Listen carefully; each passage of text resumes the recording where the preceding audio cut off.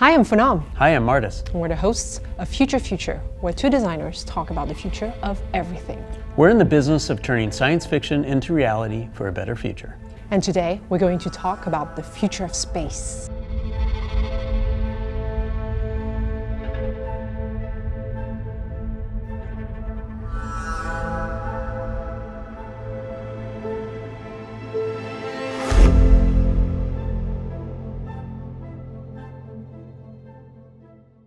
So now you must be asking yourself, why is nonfiction talking about the future of space?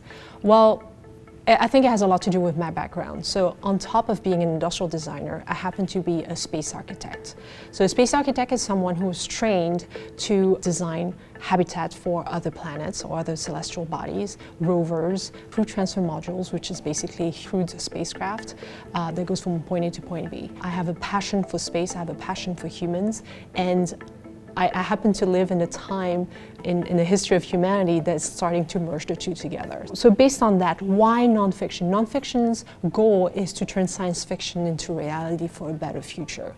And that better future needs to coincide with the way we design the foundation of humans in space. So one question that we get asked a lot by everybody is that, well, a lot of things are really bad on this planet. Why are we spending so much time, money, and effort developing for space?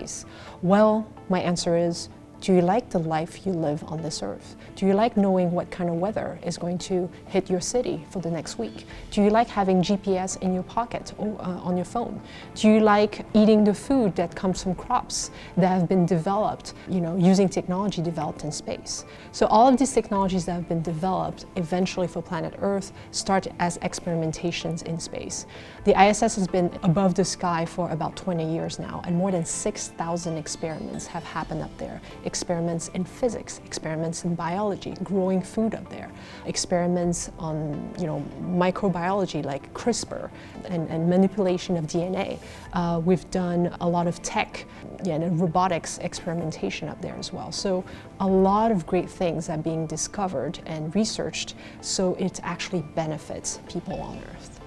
And I think sustainability is part of that story too, because for the first time ever, we can look back upon our planet. We can start to plan out, we see that the Earth is heating up or is it cooling down? We start to see deforestation or fires, and this helps us plan things. This helps us sort of gather all the information we really need to live a better life and develop our planet in a better way. Think about what's been happening in the last 10, 15 years. The private sector has stepped in the game and developed a lot of really, really cool technologies like reusable rockets, for example, or more efficient ways to go to space, cheaper way to go to space. Now going to space costs you about $4,000 a kilogram. That's a lot less than it was 20 years ago. We are also sending people in space, in orbit, aboard the ISS, and we're thinking about sending people to the moon and to Mars, right? The moon, we're gonna get back to it in 2024 with the first woman on the moon. And by 2030, NASA is thinking about sending the first crewed mission on the surface, and that's probably going to be a crew of 5 to 6 people going there. And it's going to be a lot more difficult than everything we've ever done in technology, not only in space, in everything. Because it takes 6 months to go to Mars, and then you have to stay there for about a year and a half, and another 6 months to get back. Imagine having to stare at the same 5 people for the next 3 years in extreme environments, in microgravity or partial gravity. That sounds very daunting. But when you think about the conditions of humans in space right now, they're living in a tin can. It's a really small environment, it's very tight, enclosed, lots of recycled systems, and there are a lot of things to consider about that. Yeah, if you look at any video or image of the ISS, its interior, and how there's stuff everywhere around you, right? There's no ceiling or floor. When you're floating in microgravity, there's literally stuff everywhere. And anything that floats away or towards you can be dangerous if you don't know at which speed and for what purpose. So everything is attached. The astronauts themselves have Velcro straps on their laps to make sure that nothing flies away. Eating is difficult washing yourself, going to the bathroom. You can only imagine the things that can float in the air and actually pollute the air you're breathing. So all of these are very new environments, even for highly trained astronauts. And we need to create a space that's a lot more optimal for them. When you think of the history of humans in space, it's all started with surviving.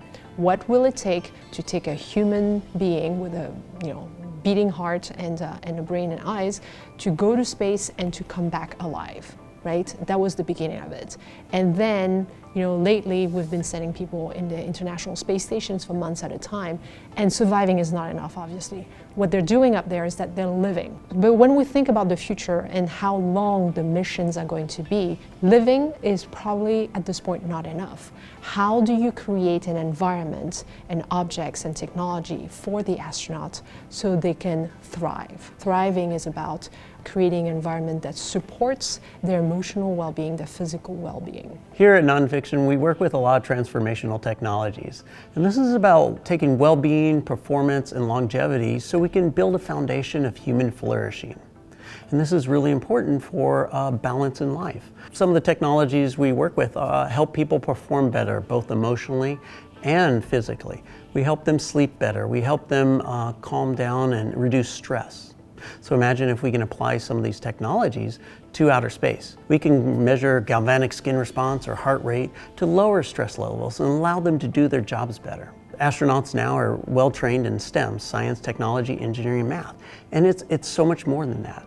We want to bring play back into outer space. We want to bring sociology and psychology into it. And we do this with environmental design or architectural design or experiential design, really injecting colors and textures and quality of life to support an environment that is conducive to better performance and joy up in space, whether you're on the surface of the moon or Mars or floating in microgravity. So the takeaway of this episode is that the future of space is human, and we have the opportunity here to build it from scratch in an extreme environment that is literally not designed for us. But we have to build a foundation of what architecture is, what living is, what thriving is, and take all of that learning and bring it back to Earth to really change the way we live on Earth for the better. So we encourage you to make comments below and tell us about what inspires you about space, what is hopeful about space, what do you want to see, and what's really motivating you to look to the stars. And with that, we thank you for joining us on this journey today and look forward to seeing you next time. Bye-bye.